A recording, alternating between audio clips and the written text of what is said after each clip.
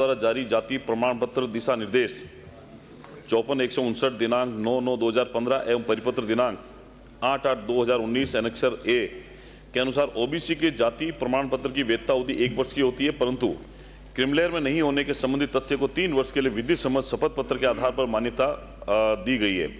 अगर प्रार्थी आगामी वर्ष में भी क्रिमिलेयर में नहीं है तो ऐसी स्थिति में उससे सत्यापित शपथ पत्र लेकर पूर्व में भी जारी प्रमाण पत्र को ही मान लिया जाता है। ऐसा अधिकतम 3 वर्ष तक की अवधि के लिए किया जा सकता है। ओबीसी जाति प्रमाण पत्र में आरक्षण का लाभ नॉन क्रिमिलेयर के आधार पर प्राप्त होता है। खंड 2 जी नहीं, खंड 3 जी नहीं। माननीय सदस्य। माननीय अध्यक्ष महोदय, सरकार द्वारा अन्य पिछड़ा वर्ग के क्रिमिलेयर के विद्यार्थियों को 1 साल के जो जाति प्रमाण प्रस्तुत करने की बाध्यता समाप्त करने का विचार क्यों नहीं रखती, क्योंकि जाति तो बदली नहीं जाती। माननीय मंत्री जी। माननीय अध्यक्ष महोदय, ये जो प्रश्न आया है मुख्य रूप से ओबीसी वर्ग में शैक्षणिक संस्थाओं में प्रवेश और नियुक्ति के लिए पूछा गया अभ्यर्थियों किया।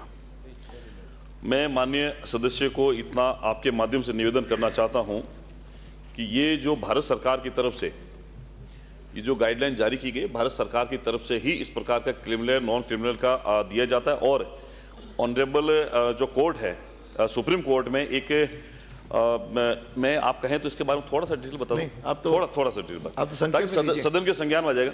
20 दिसंबर 1978 को मोरारजी देसाई सरकार ने द्वितीय पिछड़ा वर्ग आयोग का गठन किया, जिसके अध्यक्ष बिंदेश्वरी प्रसाद मंडल थे। इन्होंने बोलचाल की भाषा में मंडल आयोग कहते हैं, जिन्होंने अपनी रिपोर्ट 31 दिसंबर 1980 को माननीय राष्ट्रपति महोदय को सौंपी। उसके बाद 13 अगस्त 1990 को 27 में आरक्षण प्रदान किया। उसके बाद Indira Sahni versus union of India प्रकरण में इस वर्ग के सोशल एजुकेशन एडवांस लोगों को छोड़ते हुए शेष ओबीसी वर्ग के आरक्षण प्रावधान को उचित ठहराया गया था। इसलिए माननीय सुप्रीम कोर्ट के आदेश को देखते हुए इस प्रकार में किसी प्रकार का संशोधन नहीं किया जा सकता।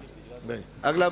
माननीय अध्यक्ष महोदय, मेरा दूसरा पूरक प्रश्न है, उक्त संबंध में सक्षम स्तर से प्रमाणित नवीनतम आय प्रमाण पत्र को मान्यता प्रदान करने के लिए नीति परिवर्तन पर सरकार विचार क्यों नहीं करती, सदन को अवगत कराएं।